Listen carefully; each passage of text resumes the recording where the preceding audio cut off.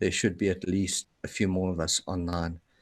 On that, and certainly we have a lot to talk about other than this, but on that, that's an important point in how we move forward, or any organizations are moving forward, is how do you get the people that are committed to honor their commitments? And do they make commitments, or is it just, a sideline? Yeah, that's part of what I do. And, I teach this kind of stuff. I used to coach teams and organizations, so I get it. And still, the way my life is now, there are certain things which I hold as dear. And still, with this commitment to Sunday at 10 a.m., I didn't do a lot of the prep work to be ready for today. It's been on my mind all week, as I'm sure with all of us. This is probably the quintessential topic that we could be dealing with for existential humans in 2020. And still, what motivates us to be here? What keeps us on track to actually make a difference? And I don't have an answer for that. It's just a rhetorical question.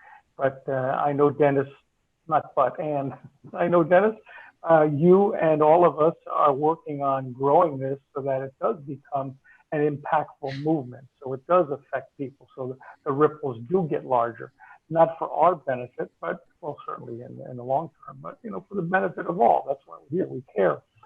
So without making excuses or condemnations or judgments on anybody, it's just a factor that we're living with these days. And I think the topic that we're up to today, which has to do with food, as we know, it's the basic human need. And I think a lot of what we're up to these days is focusing on that. And I have, as part of my segment today, a little bit about Maslow. But I think our ability to continue to play at this level, when basic survival needs are what's on our mind, whether we watch TV or not, I think that's where we are. So I'm going to say that this is the perfect topic and group to start to work through that. In many ways, we are entitled people. We have food, we have technology, we have shelter, we have all the things that we need. We have family, we have connection, and we're able to go up and up Maslow's hierarchy to the point where we can start to work on thinking about others and thinking about topics beyond us. And yet still, we're all pulled down to, how am I going to live and eat tomorrow and the week after? And yeah, maybe I got food in the cupboard today, but where are we going to be at in a few weeks? And suddenly our thinking brings us back to immediacy rather than external commitment. So that just came out of where is everybody today? However, I think it's critical to what's happening now. And the isolation certainly isn't helping people build community. It can, and we can certainly look, and that's what we're here for, is to drive things that way. Regardless of our circumstances, we still get to think about other people and the world, which is one of the reasons that we're here today, is that we haven't done that, and systems haven't done that, and leaders and communities and governments haven't done that. So I acknowledge us who are here for being here, and those who have not made it yet, or who want to be here but for other reasons aren't. I acknowledge that they're living in this day and age as well, and I stand that they're doing the best they can, given the resources they have. Welcome. Good morning. Happy Sunday. And yes. I mean that seriously, not just to shift the dynamic. All right, let's just do that. Austin, can you introduce yourself and tell us something about you and why you're here and whatever? Absolutely. My name's Austin. I'm from Lee County, Florida. Currently, I'm working on a project which involves a lot of different communities. The community is called NeoSprout, and it's developing and evolving into a nonprofit organizational community. What that means is we're a community committed to healthy lifestyles and sustainable agriculture or sustainable solutions. The whole idea started with getting with a group of people and just exchanging ideas, just like we are here today. And so the idea, once in place, evolved into this, hey, let's bridge the gap between those in action, those who want to be in action.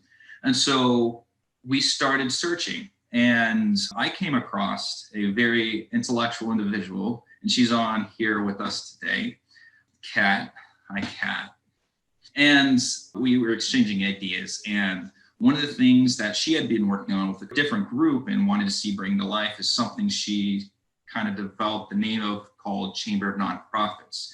Currently, NeoSprout is completely separate than Chamber of Nonprofits, but wants to see Chamber of Nonprofits grow into what the people want it to be. And that's an easy access to find volunteer work and participate in solutions of the world. I'm not going to get too much into that because I'd love Kat to explain her ideas, since she is one of the head founders of this project called the Chamber of Nonprofits. There's much more to get into, and it's more in depth. That's a little bit about the project that I'm working on, one of my life devotions. I met Dennis through a mutual friend, and we connected, and I came on to this Zoom meeting last week, had a great time, met great individuals and talking about it. So I'd love to see how this conversation goes today. Today I kind of want to stay in the background and listen more. All right, that's awesome, Austin. Now, Kat, it's yours. Tell us about yourself and introduce yourself and so on. Go ahead. Well, Austin did too well of a job right there for me. You're too sweet. No, so I'm just a local photographer and filmer in Southwest Florida in Fort Myers, same area as Austin in Lee County. And I do a lot of weddings and family portraits, yes, and I love what I do, but my passion is helping nonprofits. Not only taking landscapes and nature photos, but I love helping nonprofits. And I've kind of, in the past year, gotten to know a lot of different ones and been able to work with a lot of different ones that help the oceans, that plant trees, that give back to young women, helping them get into shape, all different types of nonprofits. And that's where I'm finding I absolutely love where the photography and filming is heading. I love weddings and stuff, but this is more of my passion. So yeah, that's kind of what I do. And so as far as Austin was saying, the Chamber of Nonprofits, that's just kind of like an idea that kind of the same idea right here is just getting together with a group of people and just bouncing ideas off each other, just having conversations. And I think that's where everything needs to start, just having a conversation. Not yelling at people, not throwing out opinions, just having a good conversation with people, starting ideas. And Chamber of Nonprofits, that's kind of where it came from. And I guess what we all kind of, there's so many nonprofits out there. There's so many people trying to make change, but they're all kind of doing their own little thing and they're not really working together very well. I don't know if that's all over the world, but at least our area. And I'd love to see them get together, work together. And not only that, but try and getting the community involved. And how do we reach the community? So one idea we had was the Chamber of Nonprofits, kind of like your Chamber of Commerce. These are all your local businesses. Here are all your local nonprofits. Yes, Facebook has their events and you can go on the events and see like what events are in the area. But this would be really strictly just for nonprofits, people that really want to make change and what can I do this weekend? Oh, let me go look at the Chamber of Nonprofits. Here's a list of all the events that all of these nonprofits are doing in the area. So kind of just starting in our local area and then hopefully taking that idea and branching it out across the world if we can. So that's kind of the Chamber of Nonprofits. And it was just kind of like a little idea that came from having a conversation. And I brought it to Austin and he really took it. And I really appreciate that. Like you not only took an idea and appreciated it, but you really wanted to back it. And I really thank you for that. And I then kind of dropped the ball and haven't been keeping up with it. I'm really sorry, Austin, but I hope to really get back into that now. Wonderful. I'm sorry, that was a lot. So. Yeah. No, it's perfect. We've got all the time in the world because there are only 5 of us here. So it's perfect. It gives us more time to talk, which is wonderful. Kurt, could you introduce yourself as just a... Sure. So many ways to approach this. So thanks, Kat, for that information and Austin for, again, letting us know what your purpose is with NeoSprouts. And, you know, the idea of giving, of being in contribution, I think is the great context in which civilization will succeed. So that you are doing that and in some way you're thinking globally and acting locally, which I love that aspect of the portal that you have. How do we harness the local skills to work with us locally? I started my volunteerism back in high school, and actually probably way before that, I'm sure, helping collect money for UNICEF as a trick-or-treater when I was in my grade school years. So somewhere that stuck in me. And, throughout high school, I weekly went to Elizabethport, which is right next to Newark, and tutored underprivileged kids every Thursday afternoon. I did that for 4 years throughout my high school. And that just kind of solidified my commitment to giving back. And my father did very well coming to be the family of penniless set of immigrants in New York City into having a very good corporate job and bringing our family, at least my siblings and I, up to a solid middle class lifestyle. All along the way, though, I thought there's something missing. That I have all this and there are people that don't have. That just kind of forced my belief system and my commitment to looking to give back. And I haven't always done that. There have been times when I've been selfish and focused on family and making a living.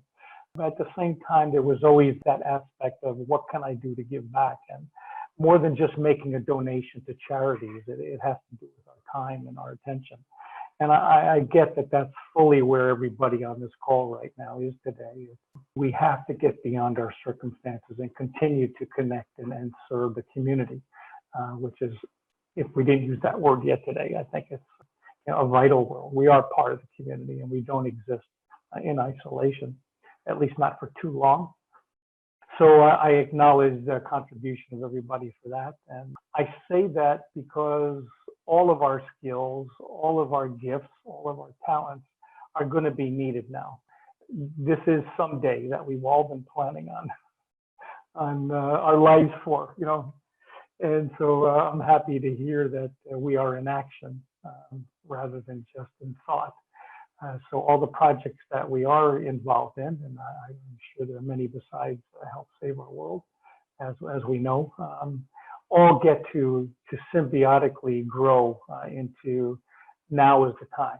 There is no other time. Not being philosophical, just being existential. If we don't handle this now, it won't get handled, likely. Now, I don't say that as truth because we've seen how the virus has certainly brought a lot of the systems of the world to its knees and said, here's your time out, what you're going to do. And we get to retool and rethink and recommit to who we are.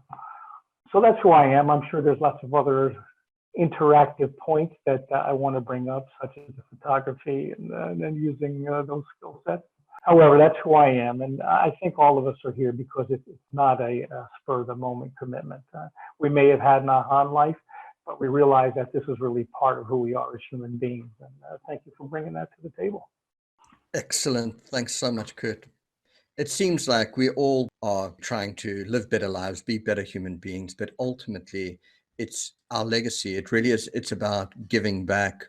That's so critically important. And I think that's in the hearts and minds of all of us here. So I'm actually extremely proud of all of you for whatever efforts you're making, whatever your particular design or way of achieving that for others is incredible. So that's wonderful. Alex, would you like to introduce yourself?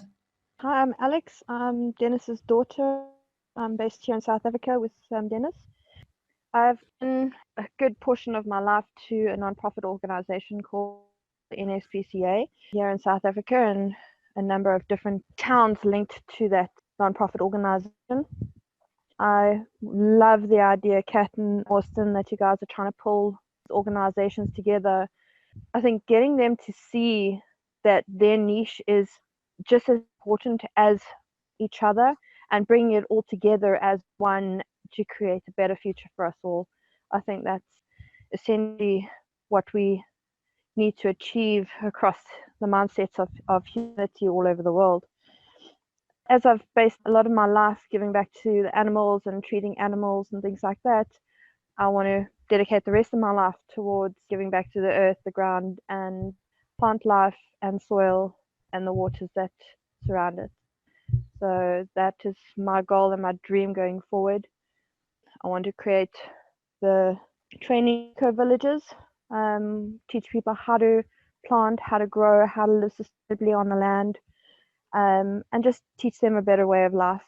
So this is just as important to me as it is my family, and we want to give back. Awesome stuff, Alex. Thank you so much. Brendan, are you ready to introduce yourself? My name is Brendan. I am Alex's fiance, and Dennis's soon-to-be son-in-law.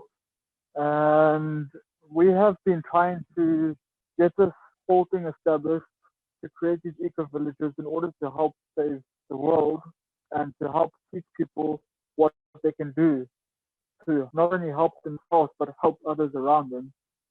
I think that's our main goal, is just to get these eco-villages going so that we can help everyone to achieve what they need to achieve in life. And that's self-sustaining ecosystems with humans, plants, animals, all together as one. All right, magic. Thank you so much, Brendan. Actually, it's quite amazing. Brendan is so good at talking to people and communicating with them. He brought quite a few interested people into our group, so we can learn from Brendan a great deal. This is just getting other people to come to the group. Whether they join every meeting or not is irrelevant, really, as long as the message is getting out there. Ideally, with a small group, it's wonderful because we all get to express ourselves more intensely and more deeply, which is wonderful. So either way, whether it's enormous and there may need just people who are attending just to listen, or whether it's just a small group like this, it's perfect. No matter what, it's perfect. I'm happy with it. So let me begin. Of course, the whole idea behind this whole thing is to create video that we can post, and then we can create all sorts of posts all over the internet and people can get to hear about us. So let me start with this. Welcome to our 23rd Help Save Our World Speak online meeting on food, continued, because of course this is our 4th meeting. Change the conversation and you change the world. Change what you eat and you change the world. Change who you buy from and we change the world. We change those who empower. In actual fact, even better than that, if we grow our own food, we empower ourselves and our community around us. And that's the way to help save our world. As one concept, there are many more, but that's one of the most critically important things. I am Dennis the teacher. I teach a world-changing way of thinking and living your life, through which you can heal, change, and transform your life so you can be empowered to help save the world with all of us together. For this hour, we're going to talk about what Kurt Valmy suggested. Given the COVID impacts and imposed service closings that we're experiencing, there are likely to be major disturbances in the food growing and harvesting, supply and distribution chain. How will we get the food we need in the coming weeks and months, especially those of us who do not subscribe to the mass-produced and manufactured chemical GMO products? What immediate things can we do ourselves with our community, whether we live in a condo apartment or have a lot of property, to help ourselves alleviate the reliance on the current system? That was Kurt's suggestion after the meeting that we had last week. Just to set the tone for this, if you want, I'll just continue and just give you my thought journey. Let me continue to take you on a food thought journey. With this coronavirus at the moment, I see images of people rushing down and grabbing toilet paper and these totally depleted shelves in supermarkets. And I think, oh my gosh, the supply chain is in collapse. Then I look at the collapsing US economy and the stock exchange is in this free fall, and then the government having to buy them out. And then we're in this situation where what we thought was stable and that we would always have food, and that food is just not available anymore. And now all of a sudden, the food that came from China and all over the world, all of that is not coming in at the rate it did before, because of course they are shutting down their economies and so on, all these economies shutting down around the world. In a very short period of time, we could end up in a devastatingly dangerous situation where there is no food. At the same time, with the economy collapsing and all of a sudden nobody's allowed to go to work, all of a sudden you have these people out on the streets, marauding through the streets because are protesting, trying to get food, maybe breaking into your house and stealing what you've got, all of a sudden we could end up in a runaway, extremely violent situation. And if you think about the food that's available in these small little farms and everything, it'll be like seconds and boom, there's no food left. Then you realize that you're living in a city, all of these millions of people living in cities, and there's not enough food to go around. All of a sudden, you're destitute. So you leave the city forced labor camp with no food, starving, and you go out onto the lands.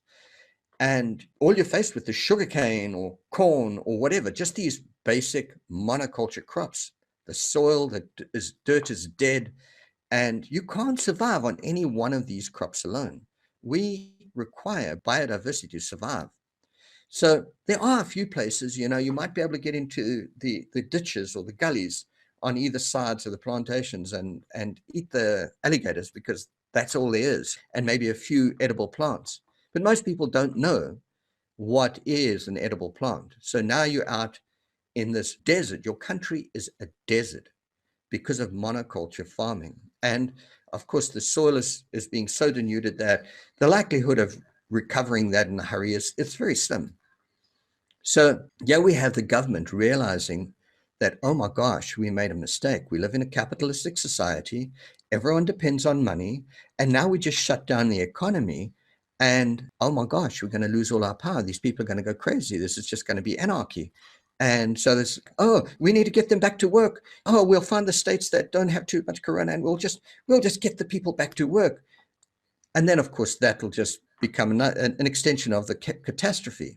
And even worse than that is like the people who are being affected are generally the older generation, which most people consider to be irrelevant. But the wealth of the knowledge and the capitalistic wealth and everything is in these older people. They are like the carriers of the knowledge and the wisdom, and they lived on the land, so they know what it was like, and they know how to recreate those systems, and they're going to be the people who die. We then have a very young population that really has very little of a clue on how to actually live sustainably. So anyway, I can carry on with that whole doom and gloom picture. So what is the alternative?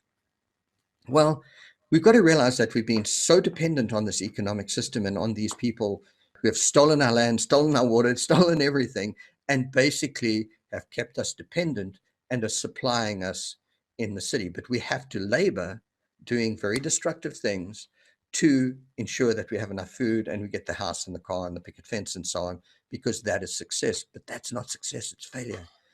So what do we do? Well, the first thing is we'll go out in the stores and we'll buy food, and we'll plan our food.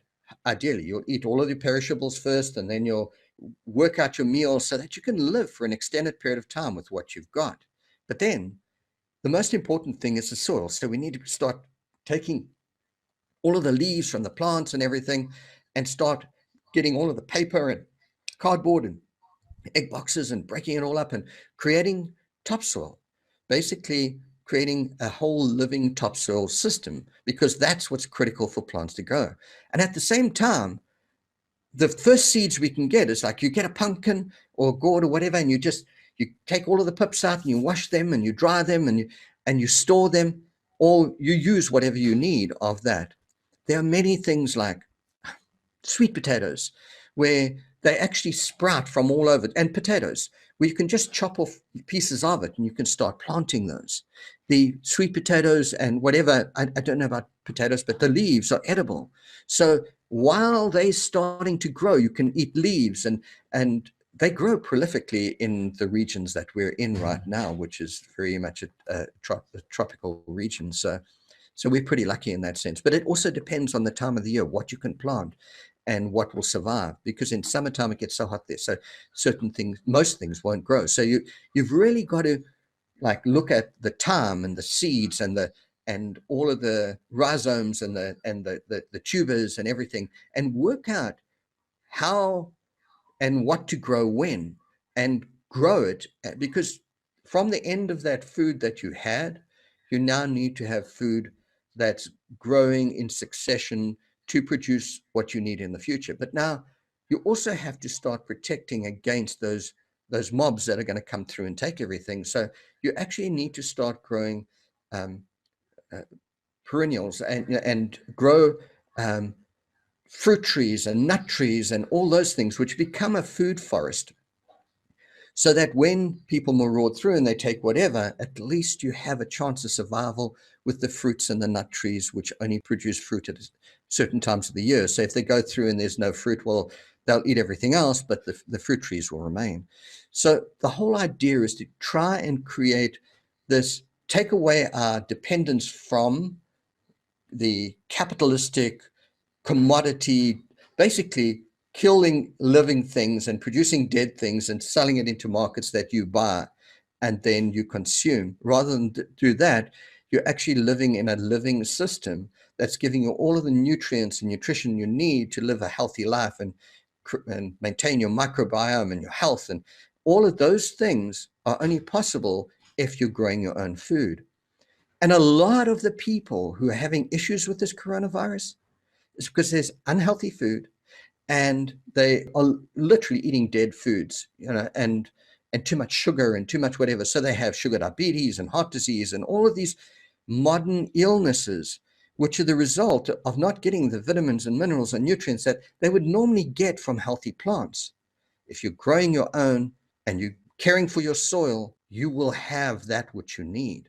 So that's the critical step, is we need to have independence from the city and create an interdependence as part of the ecosystems of life and living as one with community, with one another, all helping one another, get rid of the fences and whatever, and start to grow all across that land and literally have it so that somebody can come and take tomatoes from here and whatever. We don't own it. We get the right to be one with it and to create the growth that's essential for a happy, healthy, and sustainable future. So that's my story for now. Anyone else like to take over from there? I guess I will, just for a few. I just heard the backyard garden is kind of what I'm visualizing when I hear folks can come and take what they want, a new culture of food, organically grown, not worrying about those pesticides. That conversation changes, and now you have a different sociology behind it. It's okay to go in your neighbor's backyard and get that sweet potato or that apple because we are all in it together, and we want fresh food right off the tree instead of getting something dead from the market. That backyard garden concept, I love it.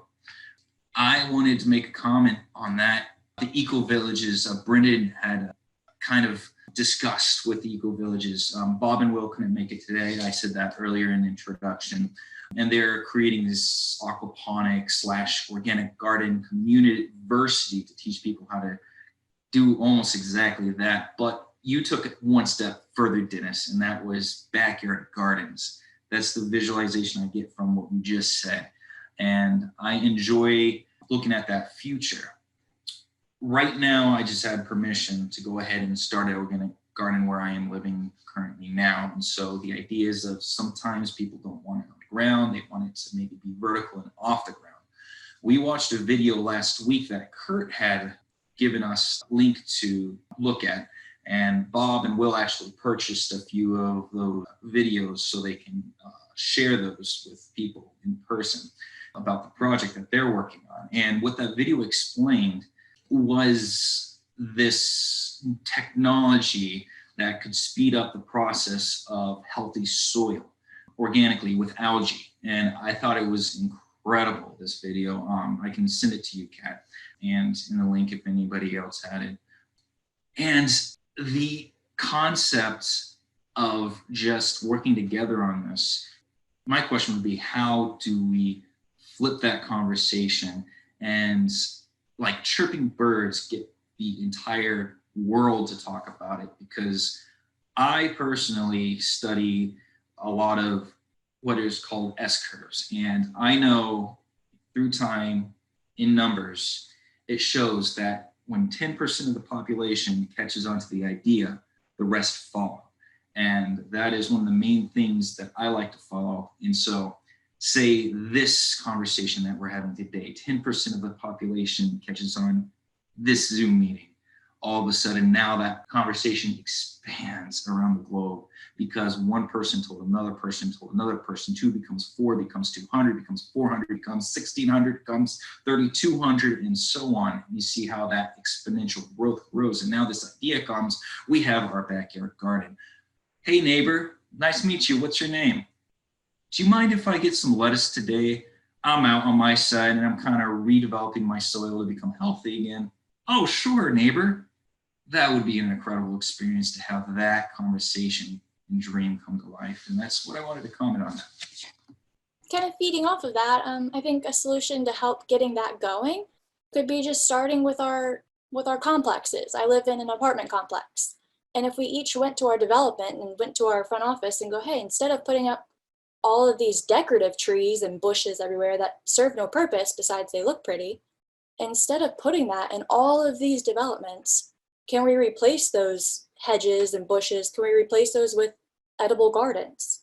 I think that's one place to start.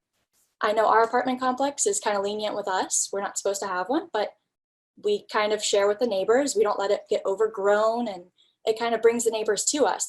They've seen little kids out there playing with us and playing in the garden, and they know we're not trying to make a mess or anything, that we're trying to make a little bit better of a community. And they see that it's making a little bit better of a community. And so they haven't kicked us out with it, or they haven't, not kicked us out, but they haven't told us to remove the garden. They're actually kind of like, hey, maybe we can get a couple of the other neighbors to do it. So I think maybe starting with our own developments, one, and also our schools. I'm gonna throw in my boyfriend here in a second. He's not, I'm not gonna throw him in here, but I'm gonna say he is a school counselor for an elementary school in the area. And he just got a grant to put in a community garden in his school. And it's just a small little garden, but it's not just to be able to take the kids out there and calm them down, but it's to also teach them about life, how to, instead of going out to play soccer, can we sit here and garden? Can we calm our emotions down? Can we learn to take care of something else besides ourselves? And can you watch this grow? And he hasn't built it yet. He just got the grant for it, but he's already told some of the students and they're so excited. And I think getting into schools and teaching the next generation, that could be, if his school's doing it, why shouldn't, I feel like every school should be doing that. That should be in the curriculum. That was wonderful. So the amazing thing is really my fundamental premise is re-educating humanity into a paradigm shift. And that paradigm shift is a love-based paradigm shift, which is really in the universe. There is this like giving and receiving of energy happening all the time. And we live in this connected universe. And it is the gravity, it is that coming together that is what we would call love. I explain it by saying to people, like, just put your hands together, no pointing at gods in the sky, just put your hands together and feel what you feel. And generally people realize, oh my gosh, I feel there's a connection between my hands. There's that connectivity. And then as you take your hands apart, you can also feel the heat from one hand to the other. And as you take your hands apart, you can feel that heat transmitting. It's like that palpable energy. And you can feel it as you get further and further apart. But then, of course, as we know in long distance relationships, when you're very far apart, the relationship breaks down because there isn't this connectivity and the giving and receiving of energy happening. And to me, that's the fundamental premise of love in our human anthropological way of seeing things. But it is the universal nature of everything. Right now, if I went outside and it was dark, just like behind you, Kat, you can see stars right across the universe. And why? Because we live in a connected energy universe. This electromagnetic energy is literally vibrating in these waves across space. And you are receiving those waves. They're hitting your retina and you're perceiving that. And it's being transmitted to your brain, which is electromagnetic activity. And you're recognizing that pattern of a star. And of course, we've learned a name for it, which we call star, and we say star. We're saying a wave of energy. So everything about us is about, right now, I'm giving you my thoughts and my energy and my light, and you're giving me. It's like we live in this love-based universe. And it is those relationships that are so critically important. It's like a galaxy is all these stars and planets and everything all spinning in this incredible like ecosystem. And then In the solar system, we have this set of relationships, and it's an ecosystem. And then you come down onto the planet, and all of the relationships between the air, the wind, the water, the plants sequestering carbon and putting it out. It's a relationship. It's an ecosystem.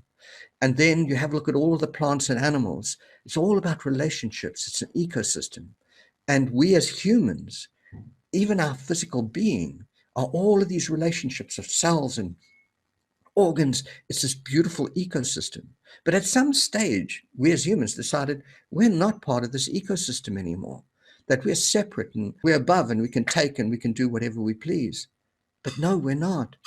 We need to be one with this ecosystem. We need to have love and appreciation and respect for the ecosystems of life. So it's really, that's the level. If you don't change the way people think, you don't change the way they behave, and you don't change the world, they will just continue to make the same mistakes over and over again. So for me, it's really about a paradigm shift to a love-based, nurturing, caring, sharing. It's very much the feminine way. And I wrote the book, The Feminine Revolution, based on that concept. But it's so important that we be part of the ecosystems of creating the food and creating the living systems and spreading the seeds and spreading the rhizomes and legumes. What we need to be like, we're critical members of the ecosystems of life on this planet. And we really need to appreciate that and understand it. And we need to teach that to our children. And these first steps that we're making, it's like, okay, let's go and put this in schools and we'll teach the children. Children are going to love that, because it's like, that's who we are fundamentally at our essence. But everything else about that teaching system, I was a teacher for many years and I studied education systems around the world and everything. That belief system is designed to turn us into technological, all in our head, living in that society which we've created. That's what we're designed to do. And of course, then to become cannon fodder for wars. We're being trained away from life through our current education system. So the whole education system from nursery school all the way through has to change. Our nursery rhymes and the songs we sing and the singing and dancing and all of that needs to change to being this happy, healthy, sustainable future, which is based on a different paradigm. The other paradigm is based on fear and hate and we're chosen, we're special, and it's all nonsense.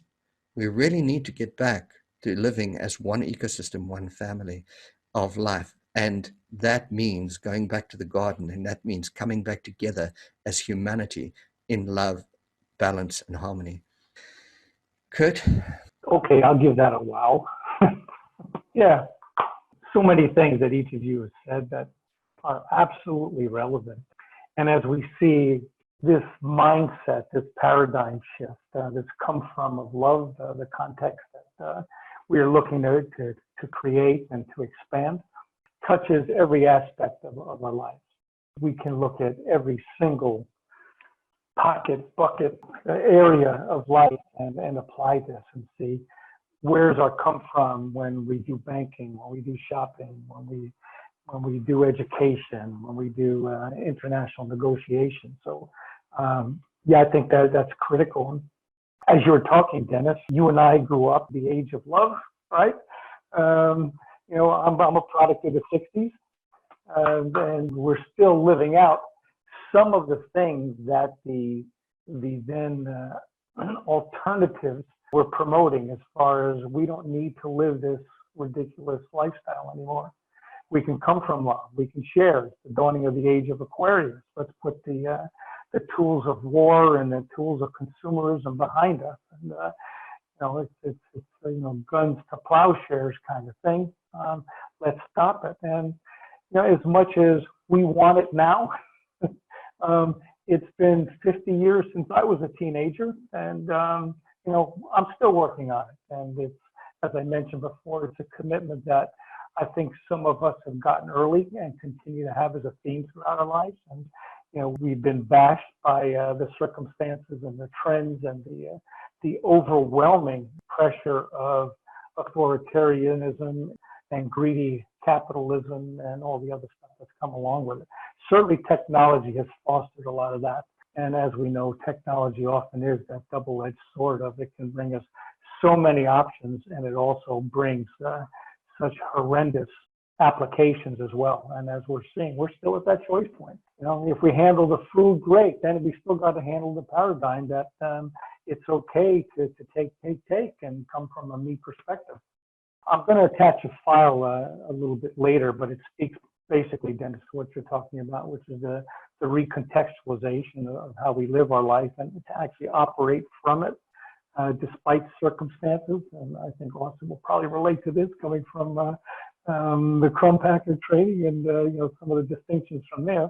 And that's what we're creating, right? We're creating distinctions of sustainability, of interconnectedness, of motivation that includes empathy and love. So these are not just esoteric ideas, and you know, we get to apply them in whichever ways our talents and intellects allow us, whether it's creating nonprofits, whether it's having weekly calls, whether it's supporting my local seedling growers and, you know, creating my own backyard garden. Those are the places where we get to apply our time and our energy and our attention. I may have mentioned earlier today, but you know, someday is today, and it is every day from now on. And when we can get people to understand that, even though we are working towards a future that we say is not here yet, someday is here now to start taking action on it.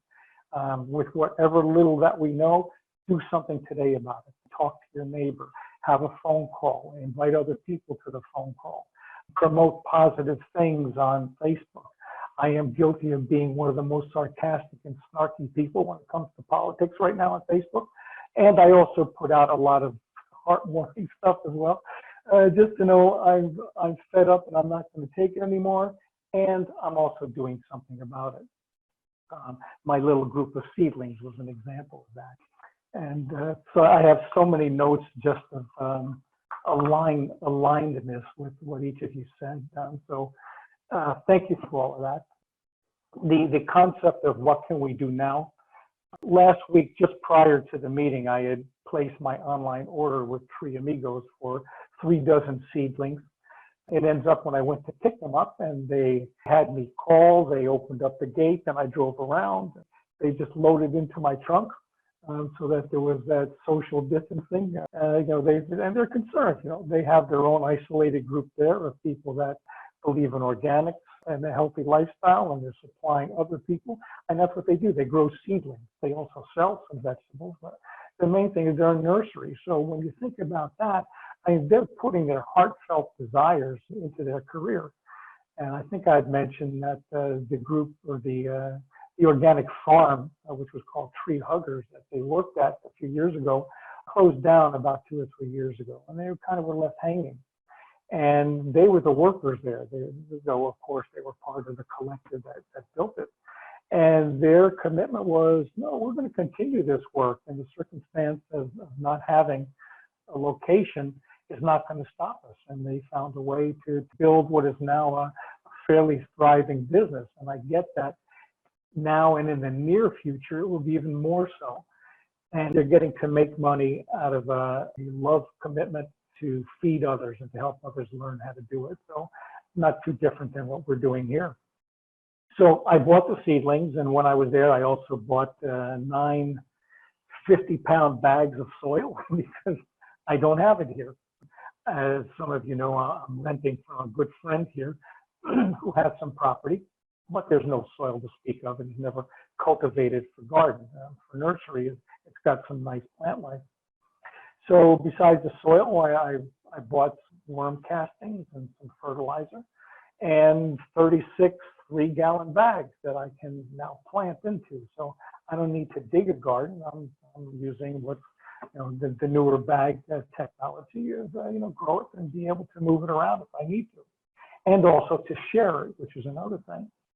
So as I went through that process, I invested and I took action and put my money where my mouth was and say, even if I don't live here continuously, I can move the stuff if I wanted to. I have a very small car, but I'll find a way to put grow bags in it.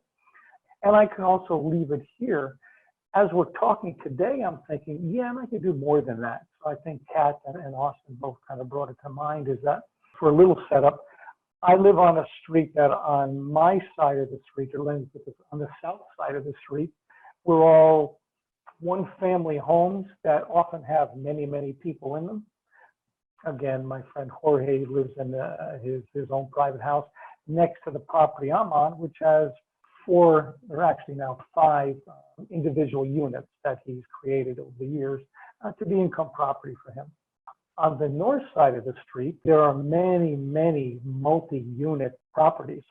And it ends up that directly across the street from me, I didn't know what they were, but they're former military barracks that were built after the war to house a lot of the military that was in the area.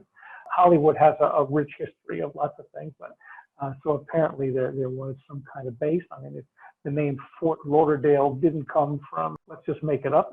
It was a fort at some point. And I've known them and I've walked through them, and, you know, the people that live in them mostly stay on their side of the street, but people walk dogs and, you know, we interact on some level. And I didn't realize the depth of how many units were there. And we're talking on the same size property that I live on, and Jorge's property. There are probably 50 or 60 units of an efficiency size, let's say. There might be some 1-bedrooms in there. I've never been in them, but. So I'm looking at that, and basically they share a common walkway going down the middle, and then you can imagine just little sidewalks going into the houses. And there's a little bit of grass in between, and there is a community pool, but there's no real property to speak of. And I'm thinking, you know, as we're talking about the marauding bands, and definitely that's a possibility anywhere we live, certainly in dense urban populations, but I'm sure the enterprising criminals will go out and look on how to rifle out the farms and, you know, everywhere else, regardless of what kind of security they might have. And I'm thinking, some of these people, I know that some of them are desperate. A lot, I can see them every trash day going up and down the street with shopping carts, collecting what people are throwing out. You know, they're scavenging, and this is going on for the 1.5 years that I've known my friend Jorge and lived on and off this property. So as I'm bringing these or starting to plant these seedlings, I'm thinking, where do I put them? And I had to ask Jorge, this is what I've done. Where can I put them? I'm thinking here, and he goes, no, put them here, which is in between his house and the property I'm staying in right now. It's basically the utility, ladder, window shelters for hurricane storage area outside. And so, okay, I mean, it'll work out there. It's protected from sight from outside. And then I was also thinking that, you know, there's a good stretch along the driveway that goes down to our units, and I could put them across there. And our neighbors are into gardening and nursery, so it would fit well. And I think, yeah, but that's visible from the sidewalk. And I'm not going to guard my seedlings 24 hours a day. And when they grow into viable food producers, you know, really, what would be the purpose of me doing that? So in the conversation this morning, it came up that I have 36 plants. I bought them 12 for me, 12 for my wife and daughter on an off-premises condo where they live that they can grow on their, and some for my friend Jorge, who doesn't seem too interested yet. So I'm thinking, you know, I could easily go there, and I think the bags ultimately cost, with the soil and the fertilizer and everything, maybe $5 or $6 a piece for me, what I've invested. I could easily help create some kind of way for them. And we have, I'm going to say 1, 2, 3, 5 of those 50-unit areas just across the street. So we're talking about a large number of people, a couple hundred people in a very close area. What if all of them had 5 or 6 grow bags just sitting on their front porch? Not a big deal. It's mobile. It doesn't dig into the ground. It gives them something to do and pay attention to. They could grow different crops and barter or exchange. So here it is, you know, a sidewalk with a couple little, not even grass patches, but probably dirt and sand at this point. Areas that can become food producing locations for people who are desperate for a small investment and maybe even a donation. I can keep potentially marauding people from needing to rifle their neighbor's product. And that's where the education that you're talking about, that's where the sharing of the means of production, not just buying people off, which in many ways civilization has to do, giving them meaningful jobs, putting them on welfare, giving them $1,200 a month, the buyout, the temporary stalling of the marauding and chaos. What are the sustainable ways that we can help them so that they don't have to go off property, so that they have something they can be proud of and feel that they are in control of their survival? At whatever small level of motivation that might be, it helps them get out of, I'm fucked, now where do I go? And I think that's an attitude that many will pick up. And look, it won't solve everybody's problems. We know there are people that are well off and still engage in crime as their method of income or just a way of life that they want to do. And I'm talking about people at the highest levels of government as well, not just people that are in the street. You know, we know white collar crime exists. We know that robberies and theft exist. So that is part of the reality. So I think what we're doing here, which is gathering ideas from each other, symbiotically creating new ways of applying it locally in our communities. And again, I think that's a critical aspect of what we do. Those are the things that we get to share with others, and not just those of us that have the means to do it, but those of us that don't have the means to do it. Now, I'll leave that as part one of my couple of minutes time that I was prepared to do. I do want to speak to what the topic is that somehow I created last week, though it still is, of course, relevant, is that what do we do now? Or what do we do about the food supply? So I just gave one example, which would be a short term. Everyone, we've been on for an hour. I really want to carry on and listen. So I'm happy. I had no idea at the time. No. It's perfect. I'm happy to continue. It's just for anybody else who wants to leave. You're welcome to leave now, but otherwise, I want to hear what each one of you has to say. So I'm happy to go on. For anybody else, there's their part which I will stay on and listen to as well, because I do appreciate the guys' feedback in terms of what we are doing.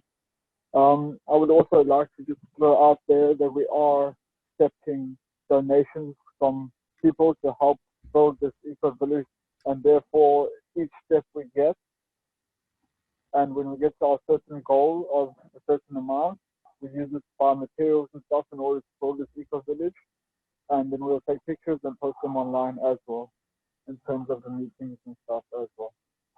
That's all I wanted to say. If anybody can just help out and donate, if possible, please. Can I say something on this, Dennis? Yes, go ahead. For two things, because I know Alex and Brendan, as I understand, are kind of working together hand in hand. I heard about the donations. It was kind of hard to hear you, Brendan, but I'd definitely like to talk more maybe in a offside chat, because what we're looking to do together, especially with NeoSprout, is create an opportunity for those donations to become available to people who are in action solutions like yourself. And I'd like to hear about the NSPCA from Alex. I know she had some questions last time, but I do agree with Kurt though. Now is not the time. If not now, when? And if you could elaborate more on the donation part, I didn't quite hear that. I think he's busy right now. So what he's basically saying is for them to, and for us to all be part of creating this eco-village and basically creating an individual sort of example, which then has people coming to it and teaching them, and then creating other eco-villages which spread around the world. That's the idea, is to it's not just about permaculture. It's about this whole new paradigm. It's about living sustainably and in communities, and it's really about creating these eco villages. But we ultimately, to fund it, it would be wonderful if people are making any small donations or whatever donations to eventually get us to this place where we can actually do this. So it's just something, if you put it out there for other people to hear, it would be wonderful. Dennis, is there a place or a link to make donations? Any kind of PayPal or GoFundMe or whatever? I think we did create a PayPal thing, and I'll have to find out about it again and post it.